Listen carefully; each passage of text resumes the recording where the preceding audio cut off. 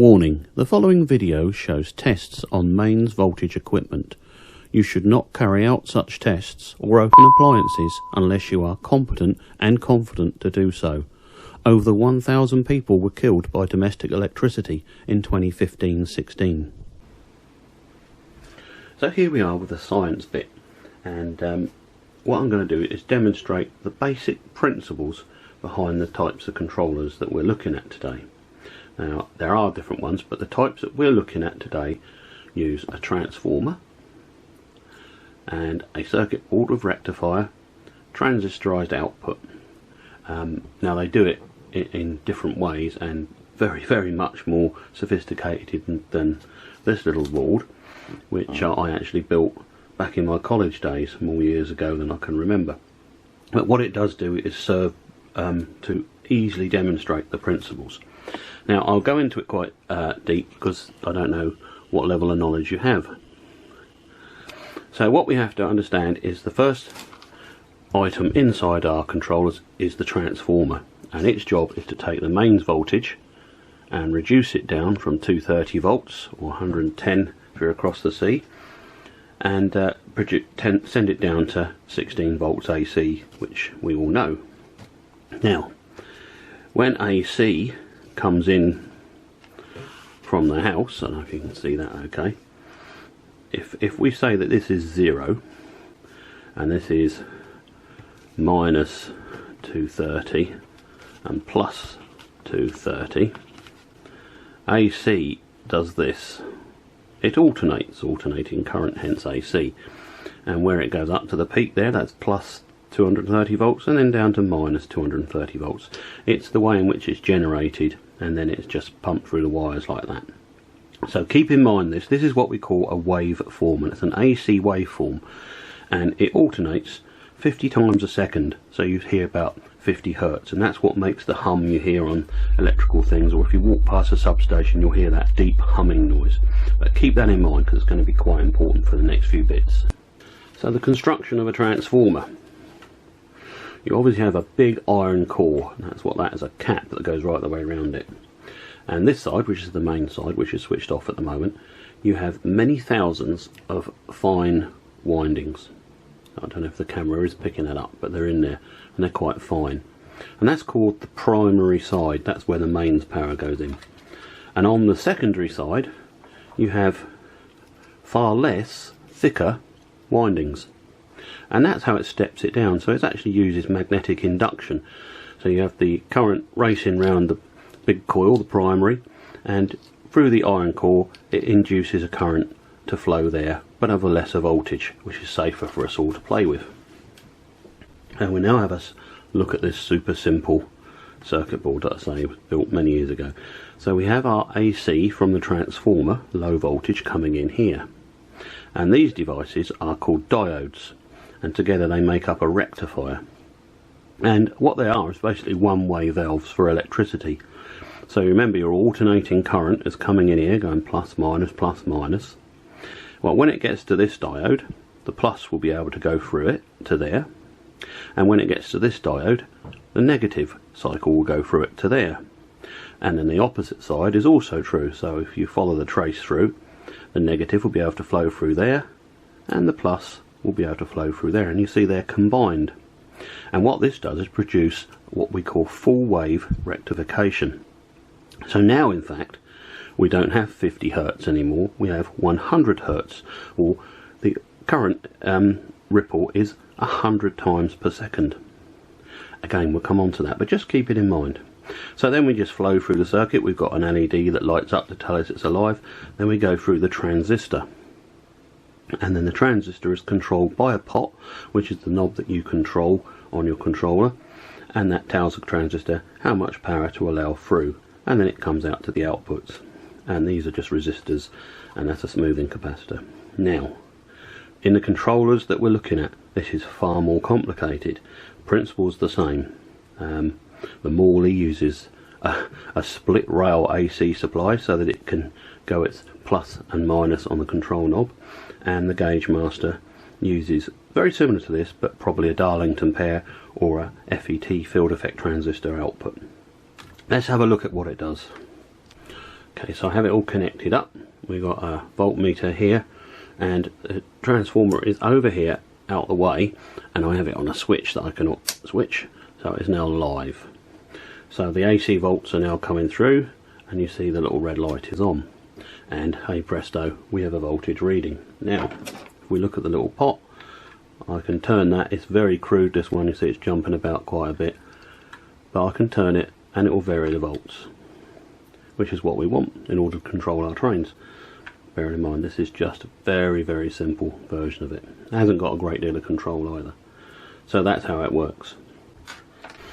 Okay, I've connected up this little oscilloscope, and what it's connected to is the 16 volt AC output from the transformer. And there you can see the waveform that I was talking about, and that is varying exactly 50 times a second, and the reading, I don't know if the camera's picking it up down there, is showing the 50 Hertz or 50 times a second. And so it's going from positive to negative to positive to negative, and that's what the rectifier now sorts out. So let's connect that up. So we're now connected to the DC output of the rectifier.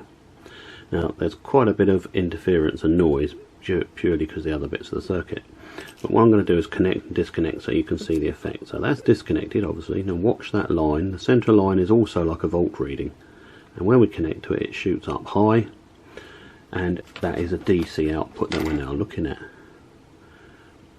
We're now connected up to the output of the whole circuit, so what your trains would see, and this is our DC output. Now you see it's still dipping down because don't forget the alternating currents coming in through the rectifiers. They can only rectify when it is either positive or negative, so the bit in between produces this dip, and that's called ripple. And you could hear that, it would sound like a little bit of a hum, but this is quite important. Now as this circuit is now, there is no what they call smoothing, and smoothing is achieved by adding a component called a capacitor, which basically stores up the current, and where the electricity dips it fires out and basically evens it up and gives you a smooth output. You could then run a radio and things off it, but you couldn't of this because you'd get a terrible noise come through. Now the Morley controller uses a very great deal of smoothing, which you would think is good, and it certainly is good in many cases, whereas the Gaugemaster controller doesn't use any smoothing at all. What it uses is an extremely high quality transformer, high quality rectifier, and then a high quality transistorized output to produce a really good clean 12 volt controlled DC supply for your trains with this ripple effect.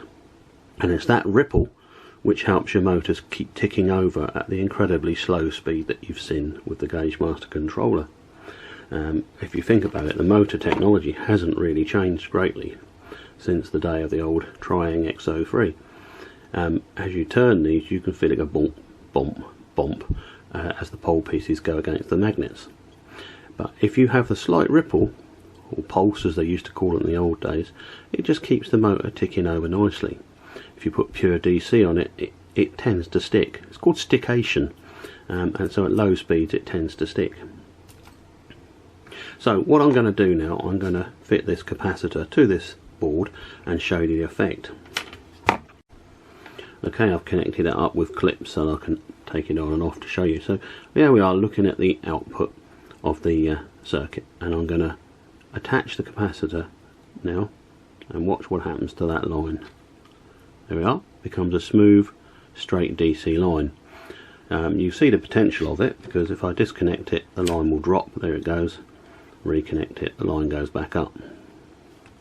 So that is a smoothed output, and this is what the Morley controller uses, very smooth output.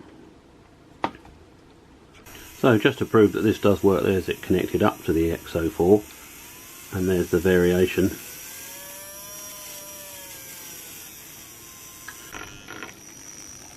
So with the capacitor removed, I've been able to get quite a slow turnover of the motor, which wasn't possible before, proving the point. There's quite a bit of noise on this one because, as again, this is an extremely crude little circuit.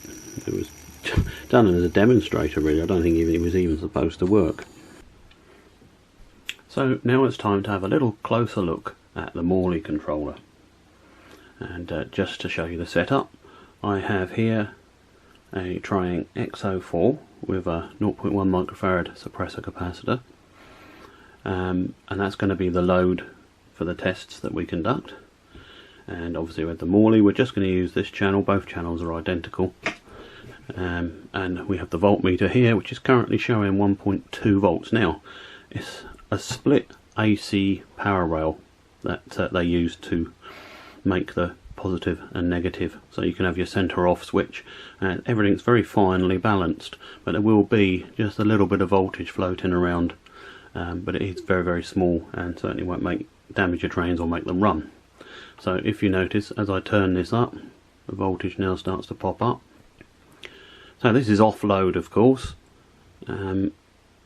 You can just see me advancing the power reasonably fine. We're up to 10 volts now, and that's just coming about halfway on the range, which is surprisingly high. There we go up to 17.3 that side, back to 0 and then up the other way. This is now negative, so you'd be going in reverse, and 17.35.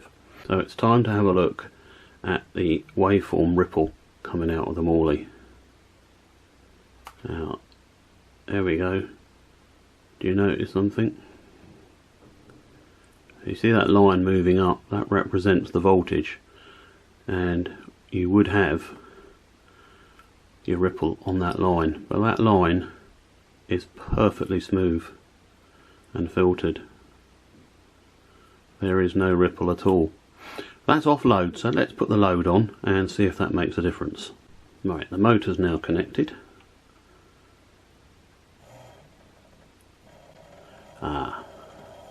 So you can just see the waveform there. Well, there's quite a bit of current being drawn by the motors. They're typically around about 200 milliamps for an X04. So what's happening now, you remember the capacitors that we looked at when I was showing you this old circuit? The capacitor is doing its best to fill in the gaps to give you a perfectly smooth line again, but it's being drained down by the old motor.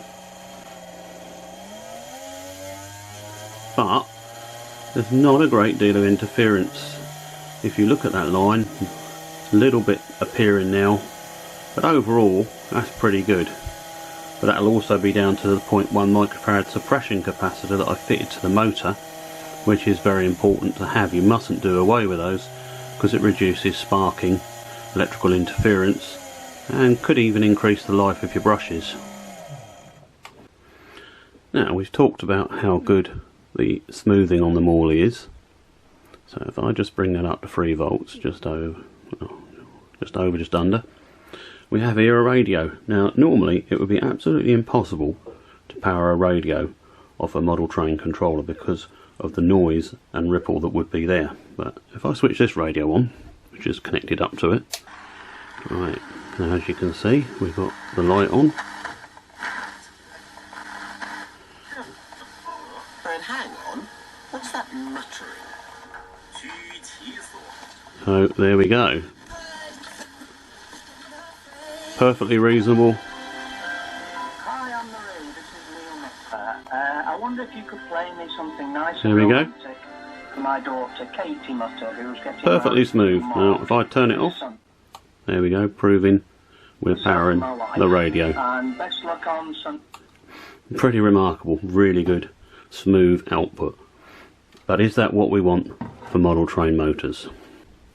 Okay, here we go with the Gaugemaster Model D.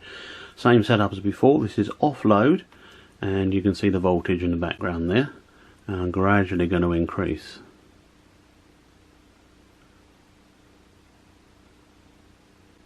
This is still in the millivolt range, so there we go, that's 1 volt now. So the control is actually quite fine, which is always helpful. I often wonder if a multi-turn pot would be useful. A pot is the little resistor that we use in there. But it's quite smooth. We'll go on all the way up to the maximum, which is, right, there are 11.96 volts, which is absolutely spot on. Okay, now it's time to have a look at the all-important waveform. So let's just turn the power up a little bit. Aha. So straight away, unlike the Morley, we clearly have a 100 Hertz, you see it's reading it out there, ripple, showing the full wave rectifier is not smoothed at all. It's just coming straight through and the transistor is outputting it exactly like that. 100 Hertz, if you remember, means that it changes 100 times a second. So it's actually quite fast. I'll put tones up to let you hear the difference between 50 Hertz and 100 Hertz in the video.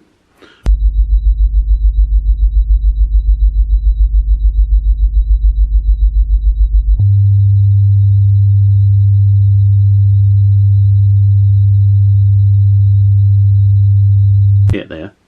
So that ripple seems to be very effective at just kicking over solid core motors such as the XO4s and the things fitted to our Bachmann Locos and that. It seems to kick them over nicely from the start to make them run very, very slowly. So what we'll do next is connect this up to the load, the XO4, and see what happens. We'll connect it up.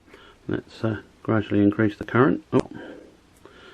Now we'll come back to the waveform in a minute, but let's just gradually increase the controller. Now look at the difference. Even with this very crude, unserviced, poor old XO4, which I notice has even got a warped armature, we can get it ticking over. Let's zoom in for you to see that. And I'll gradually increase power. Look at the difference in controllability. This is not saying that the Morley controller is at all bad, far from it. It is an excellent DC variable power supply. Here's our waveform now with the motor. We're looking at the negative waveform, doesn't matter. You can see it's a bit chopped up. Instead of the nice even 100 Hertz pulse that we had. We're still 100 Hertz, but there's lots of interference.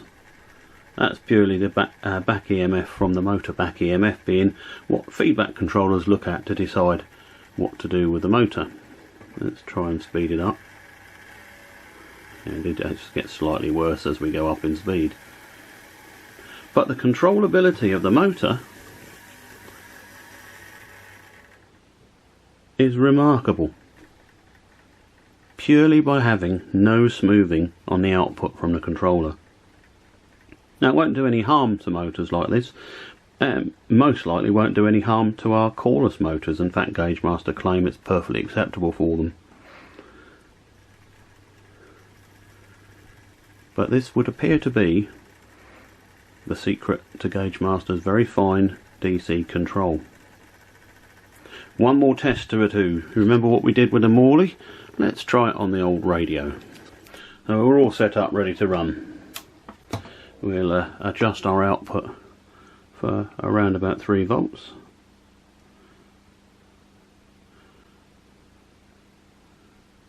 In fact, because there's no smoothing, the output is really easy to adjust. There's 3 volts. Let's turn the radio on. Well, you can hear it. Can you hear that hum?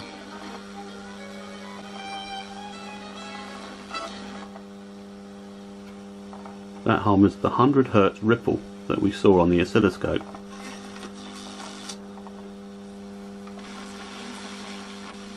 It's also the ripple that helps motors work, or work smoothly. So that's conclusive. I'm quite surprised we can get music out of the radio, but it's not going to do it any good, so I'm going to turn that off. Now perhaps the most acid test for controllers are how they can control the Loco. So we've looked at the theory. We will have 3 Locos. We'll have the Bachmann 5600. We will have my dad's C2X fitted with a Portiscat coreless motor and a Model Rail Special Steam Sentinel shunter. And we will be starting with the Gaugemaster. Okay, so we'll start with a Steam Sentinel shunter. Hopefully you can see the wheels and everything. The Gaugemaster is connected, as I said. I don't know which way it's going to go at first. Let's find out. Oh, and she's moving. Now she is moving. Keep an eye on the spokes of the wheels of the wagon. Oh, she's stalled there. If I just put a bit of extra light there.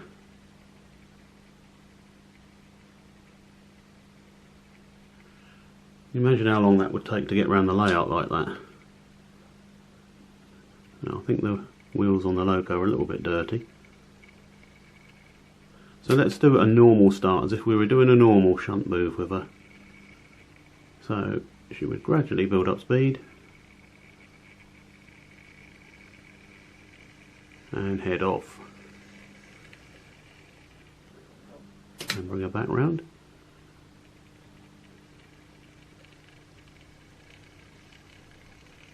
And head off. Now if she was involved in a very delicate shunt move,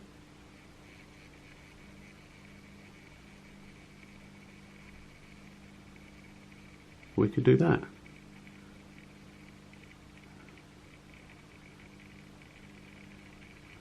That's quite incredible, isn't it? And there she goes. So here we go with the Bachmann 5600. Gradually increasing the control. That's quite pleasant, isn't it? Gradually building up the speed. Let's bring her back into shot.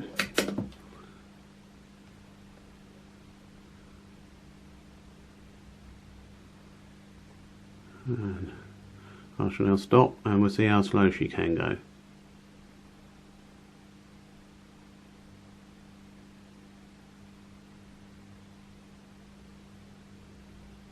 Isn't that amazing?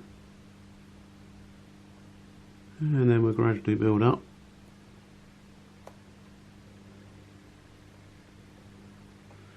And out of shot she goes. Now we have the C2X fitted with Portascat coreless motor.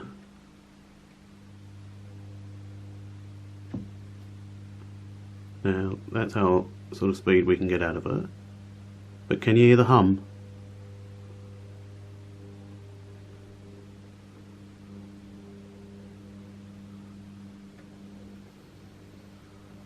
Let's bring her back.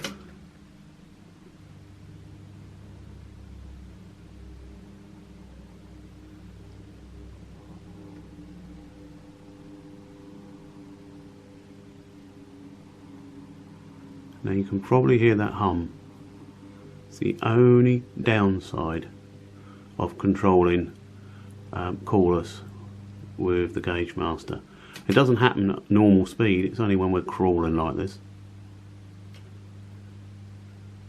And it's not necessarily doing any harm, it's just a little annoying. Slightly more smoothing would be good for her.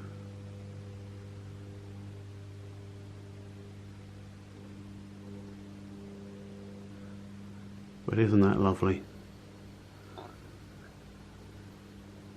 Right, here we are back, and we're now using the Morley Vector, just the one channel again. And once again we're starting with the Steam Sentinel.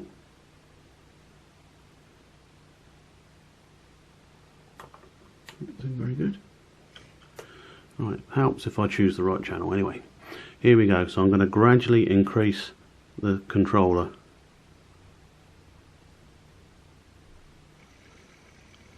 And there she goes. Try it the other way. Gradually increase.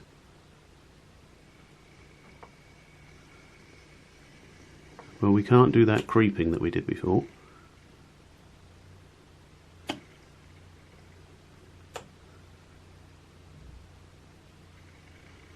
It's by no means terrible. But there isn't the ability to start from a very small tick over.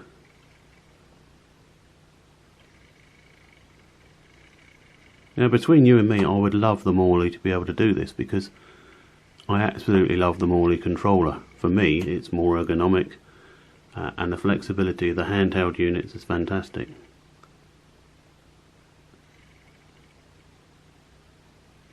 No, just can't do it. Perfectly smooth once she gets going. Right, same test with the Bachmann 5600. Let's see what we can do. No. See, it's almost possible to get that extra smooth start. Let's try it again. It's not terrible, is it? But it's more, just notice how it hesitates, it doesn't keep running. Let's do it again.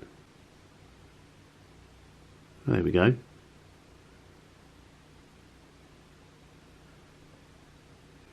There's not a lot wrong with that.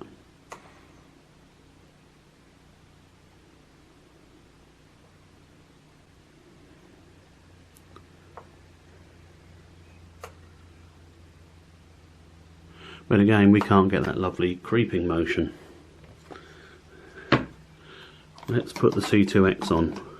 I'm not expecting a lot of difference between the two controllers for this one's control, other than I'm expecting her not to make any buzzing or humming at all.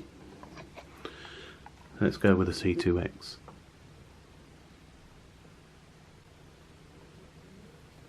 So no buzz or hum.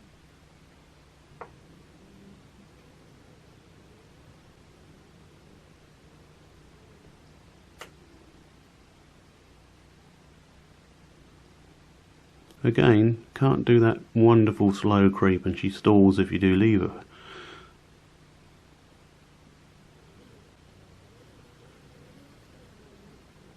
Well, there we are.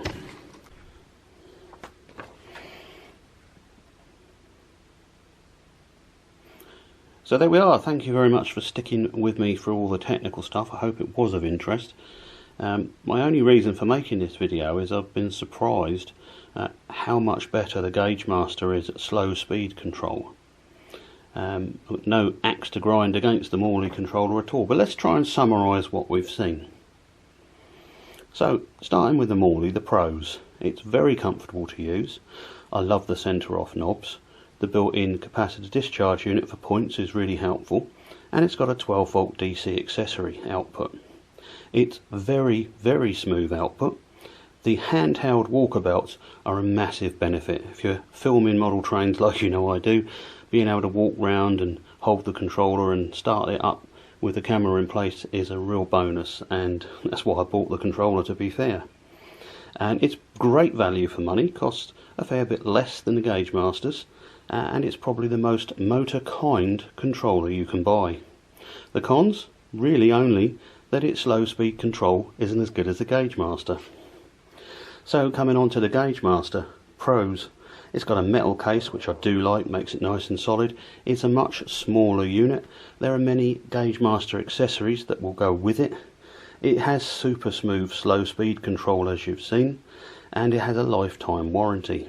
Very usefully, it also has an AC accessory output as well as a 12 volt DC output.